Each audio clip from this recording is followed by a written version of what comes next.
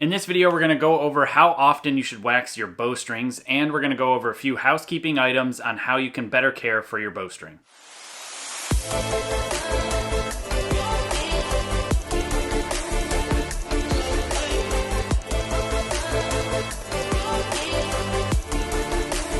You're watching the Kaminski YouTube channel. So I've got my bare bow here, and I've been shooting this string for a decent amount of time. It's got a little bit of fraying going on, and overall it looks like it could use a good waxing. So how often should I actually wax my bowstrings, and how often would I recommend to you, and what type of wax to use? There are many different waxes out on the market. They're not all the same, but essentially they do the same thing. They just protect your bowstring from various different things, whether that's dirt, grime, and the elements like rain and things like that. Waxes also help make the bowstring look better as far as like how vivid the colors are, and also will help you with performance, meaning how consistent and how accurate your string alignment is on a single string bow like this bare bow here. Because if it gets too frayed or the colors change too much due to, an overall lack or loss of pigment or lack of luster, due to wear and tear, it can actually change your string alignment, because if the string is brighter than it used to be, you're going to see it differently than before. And our goal in archery is to be consistent from day to day, so spending the time to wax your bowstrings every so often, especially when inclement weather is involved,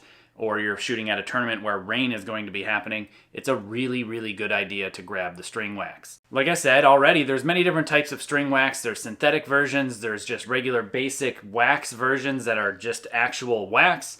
You can use beeswax, you can use all sorts of different types of things, and there's also many different ways to apply it. I'm not going to show you every single one in this video, but I'll do my best to give you as much information as I can in this video, so that way you're better informed at home.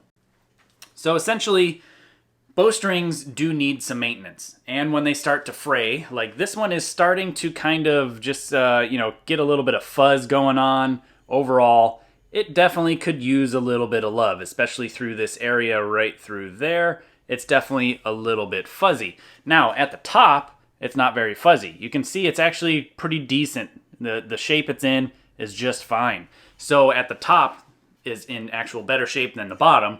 Many people aren't sure why this happens, especially if you're shooting single string bows like I do, and you go like this, and you kind of set it down on your legs in between your knees, you hold it, you put your bottom limb tip on your shoe like this, and you rest the bow against yourself.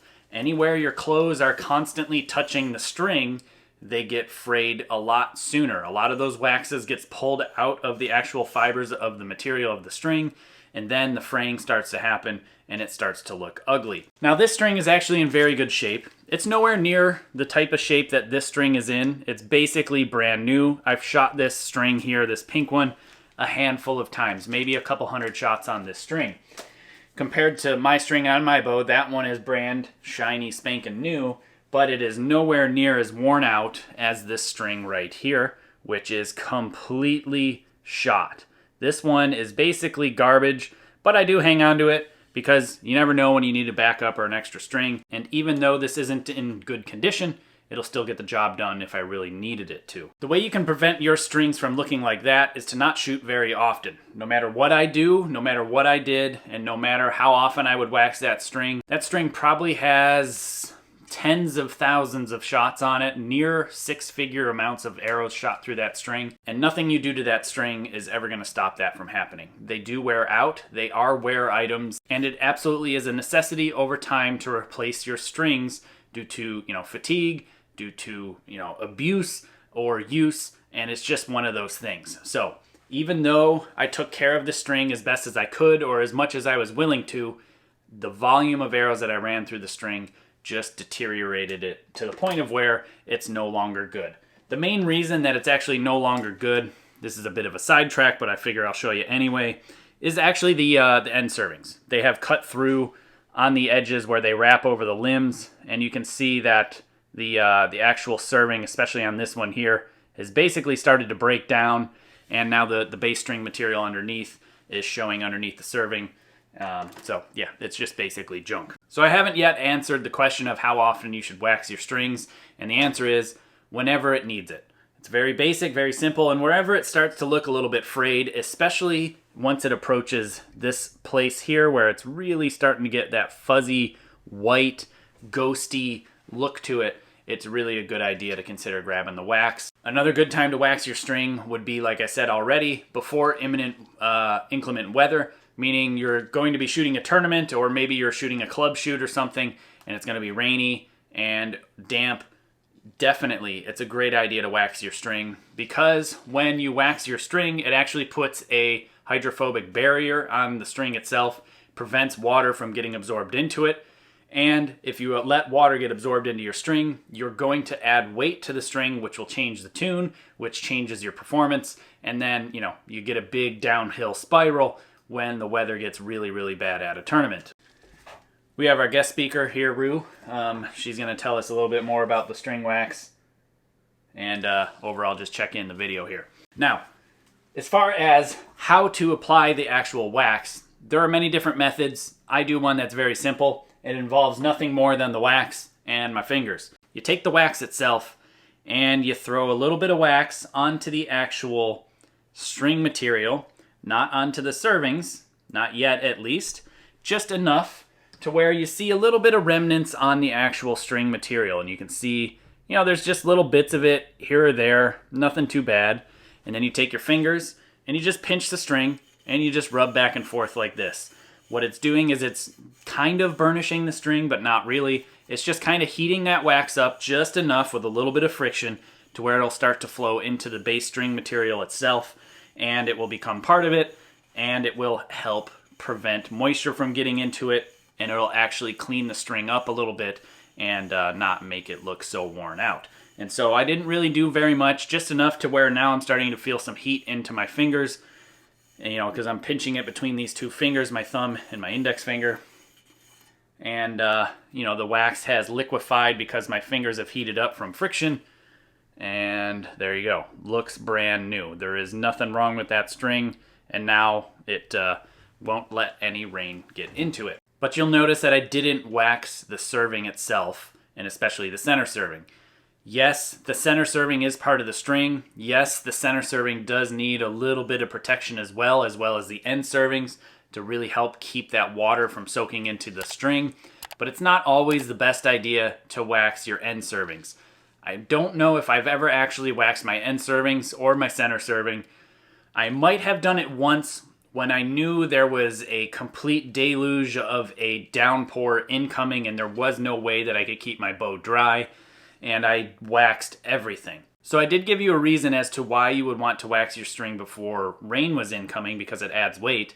But you might be saying, but the wax itself adds weight to the string, and wouldn't that affect performance over time or differently if you go from a unwaxed string to a waxed string before a tournament when it's raining? Yes, absolutely. It does impact your groupings, it does impact your tune, it does impact your sight marks. But due to my experience shooting in inclement weather, I found that the little bit of loss of performance that I have due to the change of the weight of the string from adding wax to it, it's nowhere near as bad or as much of a loss as it is compared to a water-soaked string. That is dramatically worse than just adding a little bit of wax to the string to keep it looking good. Do you need to wax your string daily?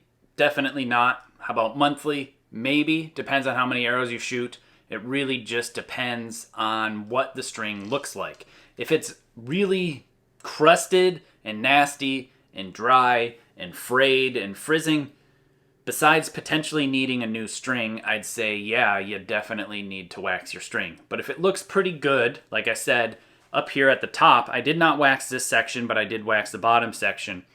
The top section's in decent shape.